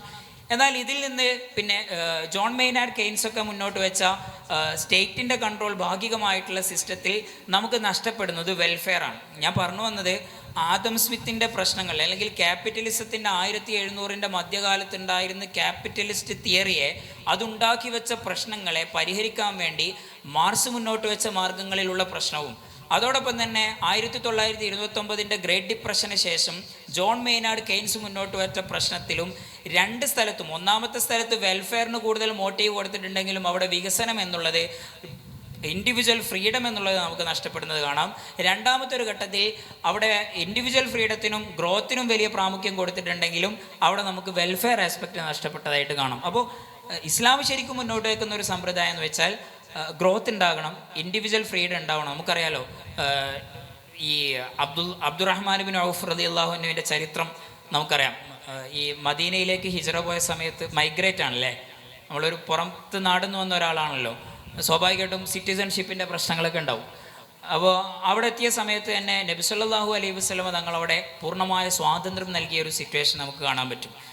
അവിടെ അബ്ദുറഹ്മാൻ ബിൻ ഔഫിൻ്റെ അവിടെ അൻസ്വാരിയായ തൻ്റെ പാർട്ട്ണറായിട്ടുള്ള അൻസ്വാരി പറയുന്നുണ്ട്, എൻ്റെ സമ്പത്തിൻ്റെ പകുതി നൽകാം എന്ന് പറഞ്ഞ സമയത്ത് ഉമർ അബ്ദുറഹ്മാൻ ബിൻ ഔഫ് പറയുന്നത്, എനിക്ക് മാർക്കറ്റ് കാണിച്ചു തരും, ഞാൻ കച്ചവടം ചെയ്യാമെന്നാണ്. അങ്ങനെ മാർക്കറ്റിൽ ഇറങ്ങി കച്ചവടം നടത്തിയ ആളാണ്. ഇവിടെ ഉള്ളിലൂടെ നമുക്ക് മനസ്സിലാകുന്ന ഒരു കാര്യം, അത്രത്തോളം മാർക്കറ്റ് ഫ്രീഡം ആ സമയത്ത് ഉണ്ടായിരുന്നു എന്നുള്ളതാണ്.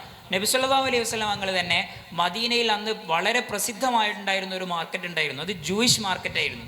ആ മാർക്കറ്റിൽ ചൂഷണങ്ങളും മറ്റുമൊക്കെ വളരെ പ്രബലമായിരുന്നു. അവിടെ ഒരു കോമ്പറ്റീഷൻ ഉണ്ടാക്കാൻ നബി സല്ലല്ലാഹു അലൈഹി വസല്ലം മുതിർന്നിട്ടില്ല. മറിച്ച് അതിൻ്റെ സമീപത്തിൽ ആ സ്ഥലത്ത് നിന്നും മാറിക്കൊണ്ട് മറ്റൊരു സ്ഥലത്ത് നബി സല്ലല്ലാഹു അലൈഹി വസല്ലം പുതുതായി ഒരു മാർക്കറ്റ് നിർമ്മിക്കുകയാണ്.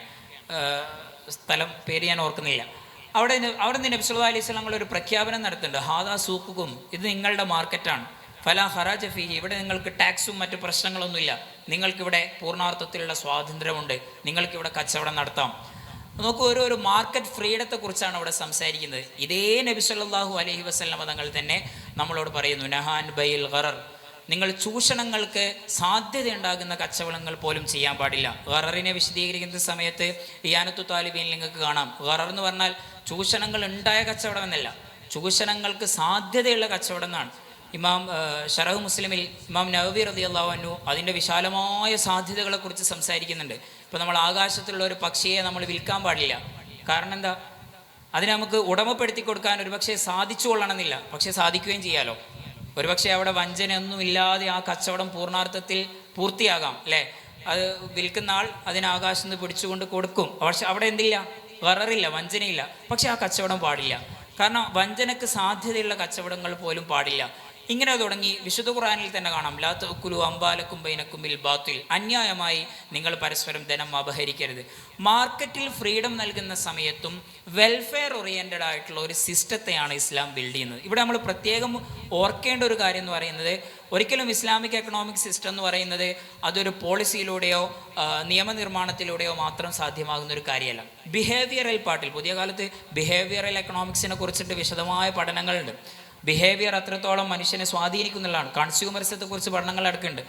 ഈ ബിഹേവിയറൽ പാർട്ടിൽ നബി സല്ലല്ലാഹു അലൈഹി വസല്ലം വലിയ റോള് ചെയ്തിരുന്നു എന്നുള്ളതാണ്. അപ്പോൾ നിങ്ങൾക്ക് കാണാം, ലാ യുഅ്മിനു അഹദുക്കും ഹത്താ യുഹിബ്ബ ലി അഖീഹി മാ യുഹിബ്ബു ലി നഫ്സിഹി. നമ്മൾ ഇഷ്ടപ്പെടുന്നത് നമ്മുടെ സഹോദരനും ഇഷ്ടപ്പെടണം, അപ്പോഴേ നമ്മുടെ ഈമാൻ പൂർത്തിയാകുള്ളൂ എന്ന് നമുക്ക് ഹദീസിൽ കാണാം. അപ്പോൾ എനിക്ക് ശരിക്കും കച്ചവടത്തിൽ ലാഭം ഉണ്ടാകുമ്പോൾ നമ്മുടെ താല്പര്യം എന്തായിരിക്കണം? ആ ഈമാനിൻ്റെ പൂർണ്ണത എന്ന അർത്ഥത്തിൽ നമ്മുടെ താല്പര്യം നമ്മുടെ സുഹൃത്തിനും എന്തുണ്ടാകണം? കച്ചവടത്തിൽ ലാഭം ഉണ്ടാകണം എന്നുള്ളതാണ്. ക്യാപിറ്റലിസം പറയുന്ന ഒരു കാര്യം ഇൻഡിവിജ്വൽ ഫ്രീഡത്തെക്കുറിച്ചാണ്, റേഷണൽ ഇൻട്രസ്റ്റിനെ കുറിച്ചാണ്. അഥവാ പൂർണ്ണാർത്ഥത്തിൽ എൻ്റെ സ്വാതന്ത്ര്യം, എൻ്റെ താല്പര്യം, എൻ്റെ സാറ്റിസ്ഫാക്ഷൻ, അവിടെ അവരുടെ സാറ്റിസ്ഫാക്ഷനെ കുറിച്ചൊന്നും ചർച്ചയില്ല. അതുകൊണ്ട് തന്നെ 1950-കൾക്ക് ശേഷം വെൽഫെയറിനെ കുറിച്ചും മറ്റുമൊക്കെ വിശദമായ പഠനങ്ങൾ നടന്നുകൊണ്ടിരിക്കുന്നു. അപ്പോൾ പരേറ്റോ ഒപ്റ്റിമാലിറ്റിയൊക്കെ അങ്ങനെയാണ് വരുന്നത്. പരേറ്റോ എഫിഷ്യൻസിയെ കുറിച്ചൊക്കെ പിന്നെ +2 എക്കണോമിക്സിൽ നിങ്ങൾ ഒരുപക്ഷെ പഠിച്ചിട്ടുണ്ടാവും. പരേറ്റോ എഫിഷ്യൻസിയൊക്കെ പറയുന്നത്, എനിക്ക് പുതുതായി എന്തെങ്കിലും ഞാൻ ധനം സമ്പാദിക്കുകയാണെങ്കിൽ അത് മറ്റൊരാൾക്ക് പ്രയാസമേൽപ്പിച്ചുകൊണ്ടാകരുത് എന്നാണ് പരേറ്റോ എഫിഷ്യൻസി സൂചിപ്പിക്കുന്നത്. എഫിഷ്യൻസിയെക്കുറിച്ചുള്ള ചർച്ചകൾ വരുന്നു. ഇപ്പോൾ അതിൽ നിന്നൊക്കെ മാറി നമ്മളിപ്പോൾ ഒരു ക്രോണിക് ക്യാപിറ്റലിസ്റ്റ് വ്യവസ്ഥിതിയിലാണുള്ളത്. ഈ ക്രോണിക് ക്യാപിറ്റലിസത്തിലേക്ക് വരുമ്പോൾ ക്യാപിറ്റലിസ്റ്റുകളും കോർപ്പറേറ്റുകളും തമ്മിലുള്ള ആ ഒരു റിലേഷനെയാണല്ലോ ശരിക്കും നമ്മളൊരു ക്രോണിക് ക്യാപിറ്റലിസത്തിലേക്ക് നയിക്കും. ഞാൻ പേരുകൾ പ്രത്യേകമായിട്ട് പരാമർശിക്കുന്നില്ല. അപ്പോൾ അങ്ങനെയുള്ള ഒരു വ്യവസ്ഥിതി ഇപ്പോൾ പുതിയ ചർച്ച അതാണ്. ഈ പ്രശ്നത്തെക്കുറിച്ച് നമ്മൾ എന്ത് ചെയ്യും? പരിഹാരങ്ങളെ കുറിച്ചിട്ട് ഇങ്ങനെ ആലോചിക്കും. ഞാൻ പറഞ്ഞു വന്നതിൻ്റെ ഒരു ചുരുക്കം എന്ന് പറഞ്ഞാൽ, ക്യാപിറ്റലിസത്തെക്കുറിച്ച് നമ്മൾ വായിക്കുന്ന സമയത്ത് അതിൻ്റെ വ്യത്യസ്തങ്ങളായ ഘട്ടങ്ങളിൽ എവല്യൂഷൻ സ്റ്റേജാണ്. ഓരോ ഘട്ടങ്ങളിലും പ്രശ്നങ്ങളെ പരിഹരിച്ച് ഒരുപക്ഷെ ക്യാപിറ്റലിസത്തിൻ്റെ അടിസ്ഥാന സത്തയിൽ നിന്ന് തന്നെ അത് പക്ഷേ മാറിയേക്കാം. പൂർണ്ണമായും ഒരു ഇൻട്രസ്റ്റ് ബേസ്ഡ് ആയിട്ടുള്ള ഒരു വ്യവസ്ഥിതിയും കൂടിയാണ് ഇപ്പം നിലവിലുള്ള ക്യാപിറ്റലിസം എന്ന് പറയും. ഇപ്പോഴും നമ്മൾ ആ പ്രശ്നത്തെക്കുറിച്ചാണ് പഠിച്ചുകൊണ്ടിരിക്കുന്നത്. അത് ഹിസ്റ്ററിയുടെ ഒരു നല്ലൊരു പാർട്ട് കൂടെയാണ്. നമ്മളെപ്പോഴും പ്രശ്നത്തെക്കുറിച്ച് ഇങ്ങനെ പഠിക്കുന്നു. ആ പ്രശ്നത്തിൻ്റെ പരിഹാരങ്ങളെക്കുറിച്ച് നമുക്ക് ആലോചിക്കുമ്പോൾ ഇസ്ലാമിക് എക്കണോമിക്സിൽ അതിന് വലിയൊരു സാധ്യതയുണ്ട് എന്ന് പറയാൻ വേണ്ടിയാണ് ഞാൻ ഈ ട്രാൻസിഷൻ സ്റ്റേജൊക്കെ ഇത്രയും വിശാലമായി തന്നെ കാരണം ഓരോ ട്രാൻസിഷനിൽ പോകുന്ന സമയത്തും അവിടെ പ്രശ്നമായി ഉന്നയിച്ച കാര്യങ്ങളും അതിന് പരിഹാരമായി പറഞ്ഞ കാര്യങ്ങളൊക്കെ കോറിലേറ്റഡ് ആയിട്ട് അതിന് ഇസ്ലാമിക് എക്കണോമിക്സുമായിട്ട് കോറിലേറ്റ് ചെയ്തിട്ട് നമുക്ക് സംസാരിക്കാൻ കഴിയുന്നുണ്ട്. ഇത് നമുക്കൊരു സാധ്യതയാണ്. നമുക്ക് എന്നല്ല, മനുഷ്യകുലത്തിനൊരു സാധ്യതയാണ്. ഈ സാധ്യതയെ ഇനിയും നമ്മുടെ നാട് നേരിടുന്ന സാമ്പത്തിക സമസ്യകളെക്കുറിച്ച് നമ്മൾ പഠിക്കുകയും ആ പഠനത്തിൻ്റെ പരിഹാരങ്ങളെ നബി സല്ലല്ലാഹു അലൈഹി വസല്ലം തങ്ങളുടെ ജീവിതത്തിൽ നിന്ന് ആ സാമ്പത്തിക വ്യവസ്ഥിതിയിൽ നിന്ന് നമ്മൾ പഠനവിധേയമാക്കുമ്പോൾ ഒരുപക്ഷെ സമൂഹത്തിന് പലതും കോൺട്രിബ്യൂട്ട് ചെയ്യാൻ നമുക്ക് സാധിക്കുകയും ചെയ്യും. അപ്പോൾ ഇതൊരു ആൾട്ടർനേറ്റീവ് അല്ല, നമുക്ക് സൊല്യൂഷൻ സീക്ക് ചെയ്യാനുള്ള ഒരു ടൂളാണ് ശരിക്കും പ്രൊഫറ്റിക് എക്കോണമി, ഇസ്ലാമിക് എക്കണോമിക്സ് എന്ന് പറയുന്നത്. അതിനെ നമ്മൾ വിശാലമായി ഗവേഷണ വിധേയമാക്കുന്ന സമയത്ത് നമുക്ക് ആ ഉത്തരങ്ങളിലേക്ക് ചെന്നെത്താൻ പറ്റും. ഇൻ എ ഹിസ്റ്ററി പെർസ്പെക്റ്റീവ് ഇതൊരിക്കലും ആൾട്ടർനേറ്റീവ് ആകുന്നില്ല എന്നാണ് ഞാൻ പറഞ്ഞതിൻ്റെ ചുരുക്കം. ഇനി ഒരു വിഷയം കൂടി പറയാനുണ്ട്. അതായത് ഇപ്പം ക്യാപിറ്റലിസം അതിൻ്റെ കുറച്ച് വേഴ്സ് ഫേസുകൾ നമ്മൾ പറഞ്ഞു കഴിഞ്ഞു. പക്ഷേ അതേ സ്ഥാനത്ത് നമ്മളിപ്പോൾ ലോകത്തിൻ്റെ ബുദ്ധിജീവി കുത്തക അവകാശപ്പെടുന്ന രാജ്യങ്ങളെല്ലാം ക്യാപിറ്റലിസത്തെ പൂർണ്ണാർത്ഥത്തിൽ സപ്പോർട്ട് ചെയ്യുന്നുണ്ട്. ഇനി മറ്റൊരു വശം എന്ന് പറഞ്ഞാൽ നമുക്ക് ഒരുമിച്ച് വളരാം എന്ന് പറയുന്ന സംഗതി ഒരു ഉട്ടോപ്യൻ ആശയമാണ്. ഇപ്പോൾ ക്യാപിറ്റലിസം ഒരർത്ഥത്തിൽ വളർന്നു വന്നതും അതിൻ്റെ ഓപ്പോണൻ്റ് വീക്കായതുകൊണ്ടാണ്. ഇപ്പോൾ ക്യാപിറ്റലിസത്തെ ക്രിറ്റിക്ക് ചെയ്യുന്ന ആളുകൾ ഇപ്പോൾ മാർക്സ് ആയാലും അതുപോലെ റൂസോ ആയാലും അവർ അതിന് പകരം വെക്കുന്ന സംഗതി അതിനേക്കാൾ വേഴ്സാണ്. അതാണ് അവിടുത്തെ പ്രശ്നം. അപ്പോൾ ഓപ്പോണൻ്റ് വീക്കായതുകൊണ്ടാണ് ക്യാപിറ്റലിസം വളർന്നു വന്നത്. അതേ സ്ഥാനത്ത് ഈ ക്യാപിറ്റലിസത്തെക്കുറിച്ച് പറഞ്ഞു വരുന്നത് നമുക്ക് ഒരുമിച്ച് വളരാം എന്ന ഒരു തിയറി അതൊരിക്കലും പ്രാവർത്തികമല്ല, പോസിബിൾ അല്ല. അതേ സ്ഥാനത്ത് വളരുന്നവർ വളരുക, എന്നിട്ട് അവർ വളരുന്നതിൻ്റെ പരമാവധിയിലെത്തി അവരുടെ സമ്പത്തിൽ നിന്നൊരു വിഹിതം ടാക്സ് ആയി അത് രാജ്യത്തിൻ്റെ ഖജനാവിലേക്ക് എത്തുകയും അത് മറ്റുള്ള ജനങ്ങളുടെ അടിസ്ഥാന സൗകര്യങ്ങൾക്ക് ഉപയോഗപ്പെടുത്തുകയും ചെയ്യുക. അപ്പോൾ ഈ ഒരു തിയറി നമ്മളിപ്പോൾ ക്യാപിറ്റലിസം ഒരു തിയറി മാത്രമാണ് എന്ന് പറഞ്ഞാൽ ഇങ്ങനൊരു പോസിറ്റീവ് സൈഡ് അതിനെ നമുക്ക് എങ്ങനെയാണ് ഇതിൽ പിന്നെ ഒരുപാട് വിഷയങ്ങൾ ഞാൻ പറയുന്നതിൻ്റെ ഇടയ്ക്ക് എനിക്കിങ്ങനെ വിട്ടുപോയതുണ്ട്. പിന്നെ പറഞ്ഞതൊന്നും പൂർണ്ണമല്ല എന്നാണ് പറഞ്ഞത്. ചുരുക്കം ഇപ്പോൾ ഈ ചോദ്യം വന്നത് ഒരർത്ഥത്തിൽ ഉപകാരം കൂടിയായി. ചോദ്യമല്ല, ഡിസ്കഷൻ. അപ്പോൾ നമ്മൾ ഈ സമ്പത്തിൻ്റെ ഉടമ ആരാണ് എന്നൊരു ചോദ്യമുണ്ട്.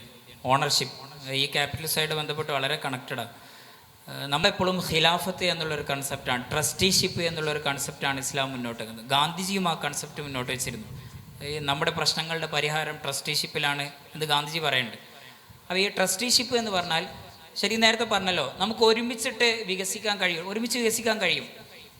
ചില ആളുകൾ മാത്രം ധനികരാവുകയും ഡീസെൻട്രലൈസേഷനിലൂടെ, ഇപ്പോൾ സക്കാത്തൊക്കെ അതാണല്ലോ പഠിപ്പിക്കുന്നത്, ഡീസെൻട്രലൈസേഷനിലൂടെ പാവപ്പെട്ട ആളുകളെ മുന്നോട്ട് കൊണ്ടുവരികയും ചെയ്യുന്നു എന്ന് പറയുന്നിടത്ത് ഒരു പ്രശ്നമുണ്ട്. കാരണം ചില ആളുകൾ വളരുന്നു, ആ വളർച്ചയിൽ നിന്നുള്ള ഒരു ഭാഗം മറ്റൊരാൾക്ക് കിട്ടുന്നു എന്ന് പറയുമ്പോൾ സമൂഹത്തിൽ ഈ ഡിവിഷൻ വീണ്ടും വർദ്ധിക്കുകയുള്ളൂ. പക്ഷേ എല്ലാവരും വളരുക എന്നുള്ളത് ഒരർത്ഥത്തിൽ ചിലപ്പോൾ സാധ്യമായിക്കൊള്ളുന്നില്ല. മുതലാളി വേണം, തൊഴിലാളി വേണം. എല്ലാവരും മുതലാളിമാരായാൽ ഒരിക്കലും നമ്മുടെ ഈ സർക്കുലർ സിസ്റ്റം ഒരിക്കലും വർക്കൗട്ട് ആവില്ല. അവിടെ എൻ്റർപ്രണേഴ്സ് ഉണ്ടാവണം, ലേബേഴ്സ് ഉണ്ടാവണം, ബയേഴ്സ് ഉണ്ടാവണം, സെല്ലേഴ്സ് ഉണ്ടാവണം, എല്ലാവരും വേണം. പക്ഷേ അവരുടെ ഡിഗ്നിറ്റി അവിടെ പ്രിവെയിലിംഗ് ആയി ഇരിക്കുകയും വേണം. ഇവിടെയാണ് ഇസ്ലാം പറയുന്നത്, നിങ്ങളുടെ കയ്യിലുള്ള ധനം അത് നിങ്ങളുടേതല്ല. നിങ്ങളുടെ കയ്യിലുള്ള ധനത്തിന് പലർക്കും അവകാശമുണ്ട്. വഫി അംവാലിഹിം ഹഖുൽ ലിസ്സാഇലി വൽ മഹ്റൂം, അല്ലേ? വിശുദ്ധ ഖുർആനിൽ പറയുന്ന ഒരു കാര്യമാണ്, നിങ്ങളുടെ സമ്പത്തിൽ മറ്റുള്ളവർക്കും അവകാശമുണ്ട്. അതുപോലെ തന്നെ ഖുർആനിൽ പറയുന്നത് കാണാം, വഅൻഫിഖൂ മിമ്മാ ജഅലകും മുസ്തഖ്ലഫീന ഫീഹി, നിങ്ങളെ ഖലീഫമാരാക്കി വെച്ച ആ സമ്പത്തിൽ നിന്ന് നിങ്ങൾ ചെലവഴിച്ചോളൂ. എന്താണ് ഖലീഫയുടെ അർത്ഥം? പ്രതിനിധാനം എന്നാണ്, ഡെലിഗേഷനാണ്. ഡെലിഗേഷൻ എപ്പോഴും ഒരു ഓണർഷിപ്പ് ബോട്ടിലൊക്കെ ഉണ്ട്. ഇപ്പോൾ നിങ്ങൾ സിറാജുൽ ഹുദയുടെ ഒരു ഡെലിഗേറ്റായി ഒരു സ്ഥലത്ത് പോകുന്ന സമയത്ത് നിങ്ങളെപ്പോഴും സിറാജുൽ ഹുദയുടെ വാല്യൂസ് കീപ്പ് ചെയ്യുക എന്നുള്ളത് നിങ്ങളെ സംബന്ധിച്ചിടത്തോളം വളരെ നിർബന്ധമാണ്. നിങ്ങൾക്ക് അവിടെ സ്വാതന്ത്ര്യമുണ്ട്, പക്ഷേ എപ്പോഴും നിങ്ങൾ ആരെയാണോ ഡെലിഗേറ്റ് ചെയ്യുന്നത് ആ വാല്യൂസിനെ കീപ്പ് ചെയ്യുക എന്നുള്ളത് വളരെ അത്യാവശ്യമാണ്. അള്ളാഹുവാണ് എല്ലാത്തിൻ്റെയും ഉടമസ്ഥൻ, അല്ലേ? അള്ളാഹുവാണ് എല്ലാത്തിൻ്റെയും മാലിക് എന്ന് വളരെ കൃത്യമായി വിശുദ്ധ ഖുർആനിൽ തന്നെ കാണാൻ പറ്റും. അപ്പോൾ ഈ സമ്പത്തിൻ്റെ മനുഷ്യൻ്റെ ഉടമാവകാശം എന്താണെന്ന് ചോദിച്ചാൽ അതൊരു ഖിലാഫത്ത് മാത്രമാണ്. നമ്മൾ ഏതോ ഒരു കാലത്ത് ആ സമ്പത്തിൻ്റെ ഉടമാവകാശം നമ്മളിൽ എത്തിയെന്നേ ഉള്ളൂ, ട്രസ്റ്റീസാണ്. അതുകൊണ്ട് തന്നെ അള്ളാഹു പറഞ്ഞ രൂപത്തിൽ അത് ചെലവഴിക്കുക എന്നുള്ള ആ കാലത്തിൻ്റെ ഉത്തരവാദിത്തമാണ് നമ്മുടെ മുന്നിലേക്കുള്ളത്. അപ്പോൾ നമ്മൾ ധനികനാകുന്ന സമയത്ത് നമ്മൾ ആ ഉത്തരവാദിത്തം നിർവഹിക്കുന്നു, തൊഴിലാളിയാകുന്ന സമയത്ത് അയാൾ ആ ഉത്തരവാദിത്തം നിർവഹിക്കുന്നു എന്ന് പറയുന്ന സമയത്ത് ഇവിടെ എല്ലാ ആളുകളും അടിസ്ഥാന സൗകര്യം ലഭിക്കുന്ന ഒരു രൂപത്തിലേക്ക് വളരണം. അതാണ് സക്കാത്ത് പറയുന്നത്. സമൂഹത്തിൽ പാവപ്പെട്ട ആളുകൾ ഉണ്ടാകാൻ പാടില്ല എന്ന് പറഞ്ഞാൽ എല്ലാവരും മുതലാളിമാരാകണം എന്നല്ല. സമൂഹത്തിൽ ബേസിക് നെസസിറ്റീസ് ലഭ്യമാകുന്ന രൂപത്തിൽ എല്ലാവരും വളരണം. നമ്മുടെ അയൽവാസി പട്ടിണി കിടക്കുന്ന സമയത്ത് നമ്മൾ സുഭിക്ഷമായി ഭക്ഷണം കഴിക്കരുത് എന്നൊക്കെ പറയുന്നുണ്ട്. ഇപ്പോൾ ഫിഖ്ഹിൽ നമുക്ക് കാണാൻ പറ്റും, സക്കാത്ത് മാത്രമല്ലല്ലോ സമ്പന്നൻ്റെ ബാധ്യത. ഒരാൾക്ക് ഒരു വർഷത്തേക്കുള്ള അയാളുടെയും ആശ്രിതരുടെയും സമ്പത്തുണ്ടെങ്കിൽ അതിനപ്പുറം എന്തെങ്കിലും മിച്ചമുണ്ടെങ്കിൽ അത് നാട്ടിലുള്ള ദരിദ്രർക്ക് കൊടുക്കുക എന്നുള്ളത് സമ്പന്നൻ്റെ ബാധ്യതയാണ്. ഒരു വർഷമാണ് കേട്ടോ ഇതിൻ്റെ പാരാമീറ്റർ. ഒരു വർഷത്തേക്കുള്ള സമ്പത്തുണ്ടെങ്കിൽ അതിനപ്പുറം വല്ലതും മിച്ചമുണ്ടെങ്കിൽ നിങ്ങളുടെ ആ സമ്പത്ത് നിങ്ങൾ ദരിദ്രന് നൽകേണ്ടതാണ്. ദരിദ്രൻ്റെ അവകാശമാണത് എന്നാണ് ഇസ്ലാം പറയുന്നത്. ഇത് ശരിക്കും അതൊരു കേവലം ഫ്രൈസായിട്ട് നമുക്ക് തള്ളിക്കളയാൻ പറ്റില്ല. അത് വലിയൊരു ക്രിട്ടിക് കൂടെയാണ്, ആധുനിക വ്യവസ്ഥിതിയോടുള്ള വലിയൊരു കോമ്പറ്റീഷൻ എലമെൻ്റ് കൂടെയാണത്. എന്താണെന്ന് ചോദിച്ചാൽ, സ്വാഭാവികമായിട്ടും ഒരു മുതലാളിയും തൊഴിലാളിയും ഉണ്ടാകുന്ന സമയത്ത് അവിടെ രൂപപ്പെട്ടേക്കാവുന്ന ഒരു ഇനീക്വാലിറ്റി, ഒരു ഡിവിഷൻ എന്ന് പറയുന്നതിനെ ഇസ്ലാം ഇത്തരത്തിലുള്ളൊരു ട്രസ്റ്റിഷിപ്പ് നയത്തിലൂടെ, സ്റ്റിവാർഡ്ഷിപ്പ് നയത്തിലൂടെ അതിനെ പരിഹരിക്കുന്നു. അപ്പോൾ അങ്ങനെയുള്ളൊരു വ്യവസ്ഥിതിയെ നമ്മൾ അനുമാനിക്കുന്ന സമയത്ത് അവിടെ എല്ലാവർക്കും ബേസിക് നെസസിറ്റീസ് ലഭിക്കുന്നുണ്ട്. ചില ആളുകൾ മുതലാളിമാരാണ്, ചില ആളുകൾ തൊഴിലെടുക്കുന്നുണ്ട്, എങ്കിൽ കൂടെ എല്ലാവർക്കും അവർക്ക് അർഹതപ്പെട്ട കാര്യങ്ങൾ ലഭിക്കുന്നുണ്ട്. സമൂഹത്തിൽ ധനികനായി നിൽക്കുന്ന ആളാണെങ്കിലും സമ്പത്ത് തൻ്റേതാണ്, എനിക്ക് തോന്നിയ രൂപത്തിൽ അതിനെ ചെലവഴിക്കാൻ കഴിയുമെന്നുള്ള പൂർണ്ണാർത്ഥത്തിലുള്ള ഇൻഡിവിജ്വൽ ഫ്രീഡം ഇസ്ലാം നൽകുന്നില്ല. പാർഷ്യൽ ഓണർഷിപ്പ് മാത്രമേ നൽകുന്നുള്ളൂ. അപ്പോഴും എൻ്റെ ധനത്തിൽ ആർക്കൊക്കെയോ അവകാശമുണ്ട് എന്ന ഒരു കമ്മ്യൂണൽ ബിലീഫ് കൂടെ ആ വ്യക്തിക്ക് ഉണ്ടാകുന്നു. ഇങ്ങനെയുള്ളൊരു ബിഹേവിയറൽ പാർട്ട് എല്ലാം കൂടെ കൂടുന്ന സമയത്ത് നേരത്തെ നിങ്ങൾ ഈ പറഞ്ഞ പ്രശ്നങ്ങളെ കൂടെ നമുക്ക് എന്ത് ചെയ്യാൻ പറ്റും, പരിഹരിക്കാൻ പറ്റും എന്നാണ് നമ്മൾ ഇന്ന് മനസ്സിലാക്കേണ്ടത്.